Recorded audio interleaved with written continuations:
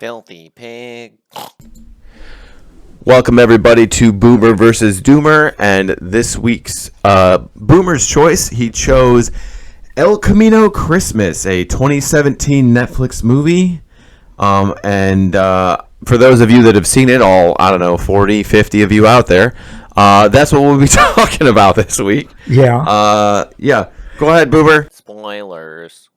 Okay, it's about a kid that finds a picture with an address on the back of it, and it was his dad.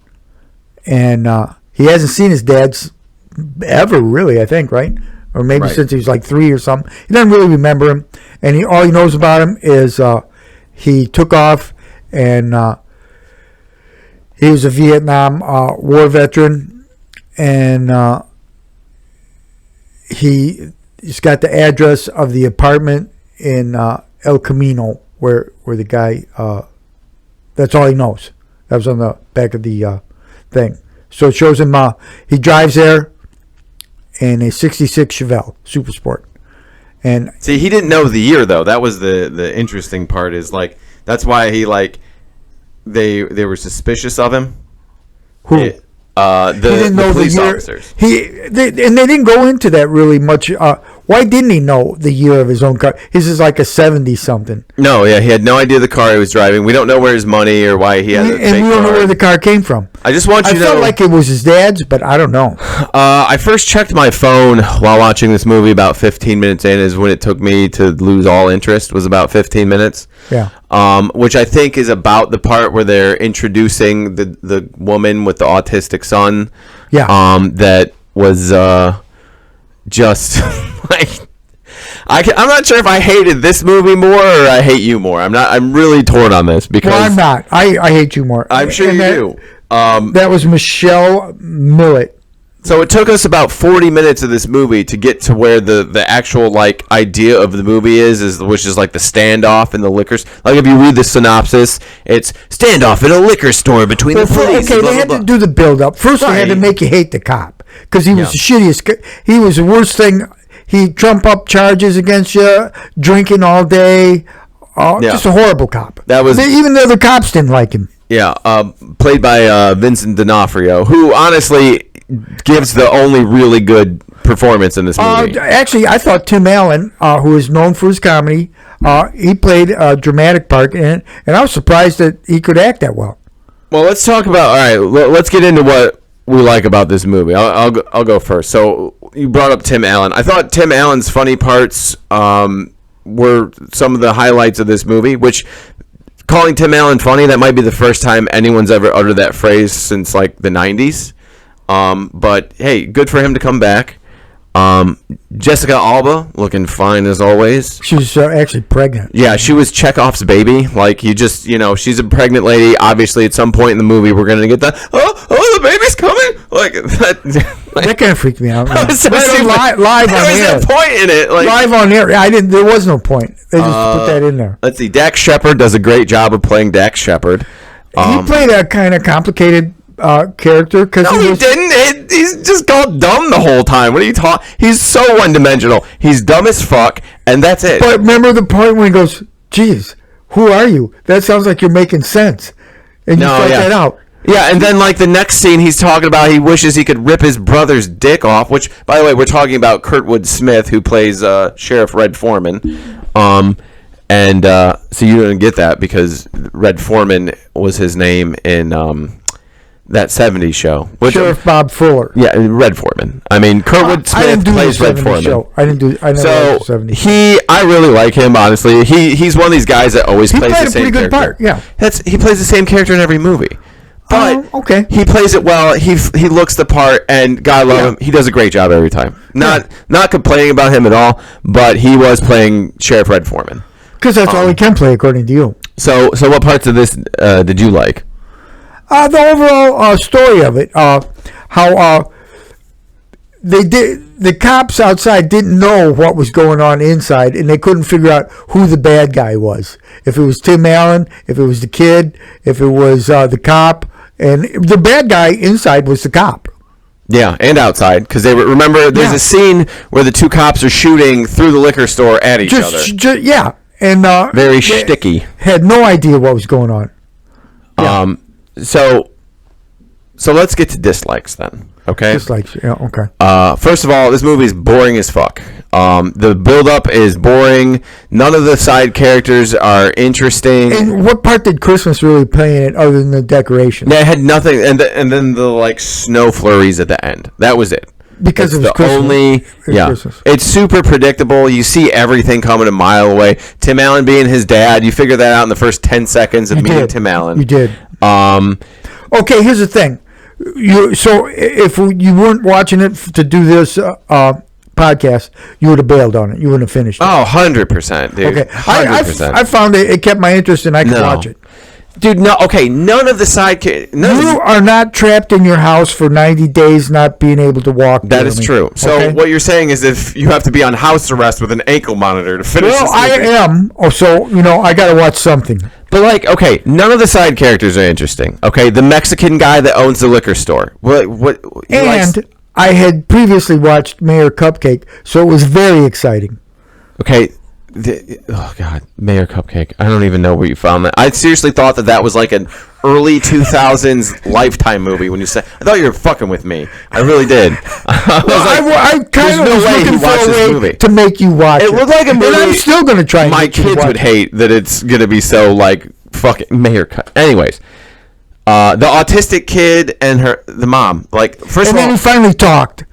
And then at the end, like, who didn't see that? Oh, he's nonverbal. He doesn't say anything. And then he says, like, what? Thank you. I didn't even catch what his first two words were, but like, put the batteries back in my truck. I think is what. This is also like a giant booze commercial. Did you notice, like, he drank every kind of liquor and beer that was in there? But the labels were all very prominent. And you saw like the Mick Ultra can, the signs, and the cardboard. Vincent D'Onofrio was like, "Give me a Bud Light Lemon. That's my favorite." Like. Yeah, and Tim Allen drank every kind of liquor and alcohol in the store. Whiskey, vodka, beer, all of it. Well, and okay. And he never got drunk.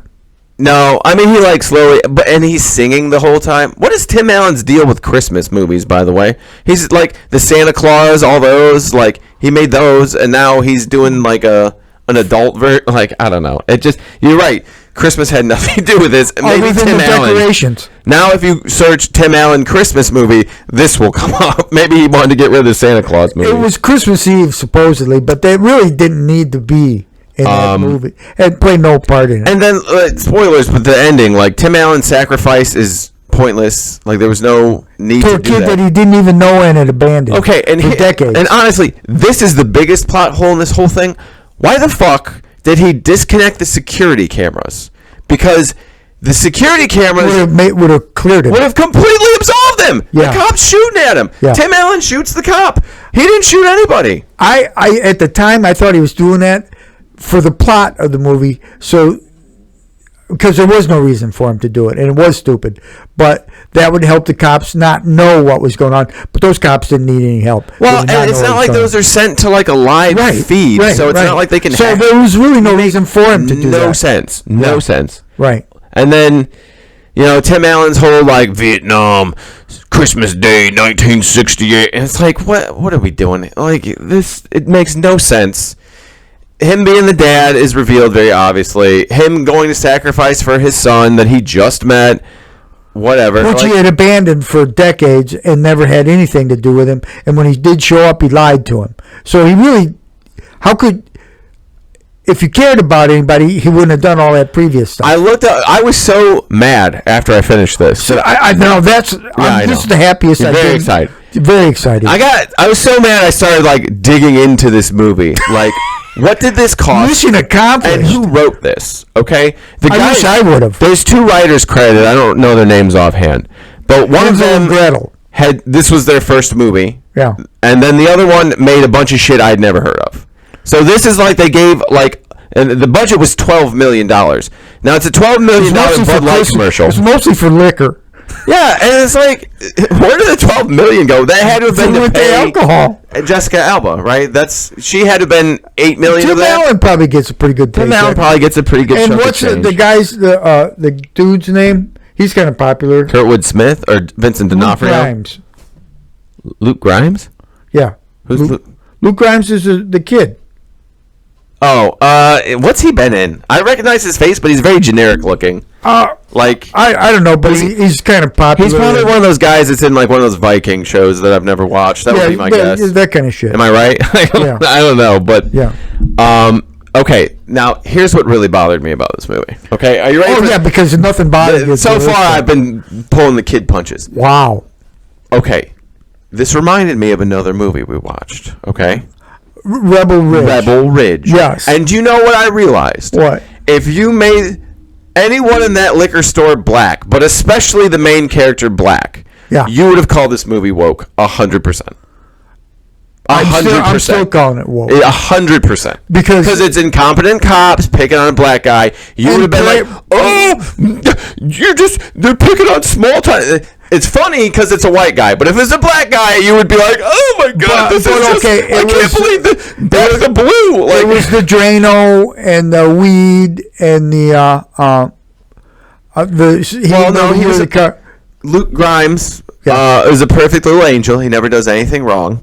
We didn't know anything about him, really. No, we did. That's the thing. Didn't even know where his car came Nobody's from. fleshed out in this movie. Nobody has more than like. Well, we knew Jessica Alba was pregnant. We didn't know, but dude, she did not look 9 months pregnant. No, but you could write like a character profile of every one of these people in like 3 sentences. Like, Tim Allen is Vietnam veteran, alcoholic, deadbeat dad. That's all we know. That's it. Yeah.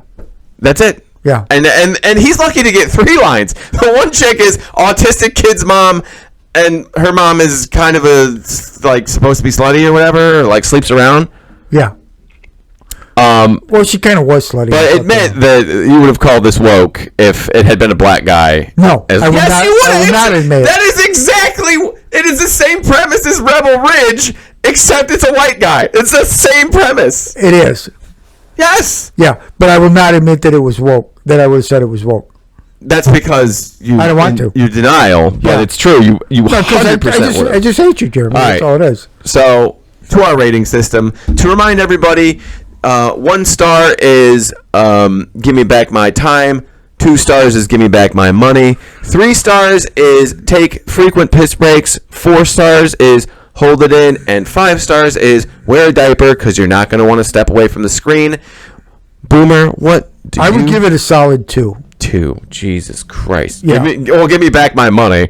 Yeah. I feel like Netflix should have given me $12 million, and I could have drank at least all the liquor. If you given me $12 million worth of booze and a camera, I would have made a much better movie. Like, I'm just. Oh, I'd have to see. I want to that give movie. this 0 stars. It was so There's a reason why. If you look this movie up You've on YouTube, never seen Mayor Cupcake. I've never you can't seen give Mayor it 0 Cupcake. stars. This is horrible. I would not recommend this to someone that I hate. And but the problem is the only person I feel like that's really wasted is Jessica Alba because she's not in here sitting next to me, but also Kurtwood Smith because I like him. But I hope they got good paychecks out of this because this movie was dog shit. So, Okay. El Camino Christmas. So Which you one, weren't by a the fan. way, one last thing. Yeah. At the end of the movie, he stays in El Camino to be with the chick and her autistic son. I think it was because of the pie in the diner. What the it was cake, by the way. Okay, cake. And the most disappointing part about this movie is it had the word El Camino in it, so I thought maybe it was going to be related to Breaking Bad, and it was not. The movie El Camino is related to Breaking Bad. That is true. That's Yeah, why I was like, it's a oh, whole cool. different movie. Did they do another Jesse Pinkman story? But this is El Camino Christmas. This is El Camino. Different. I feel like that they tried to trick you into watching this movie. I tried to trick you into watching You the got movie. me to watch this movie, Yeah. and I'm eternally upset about it. So Yeah. that was El Camino Christmas. We're Boomer versus Doomer, and And have I a good won. day. I won. You definitely got me on this one. Yes.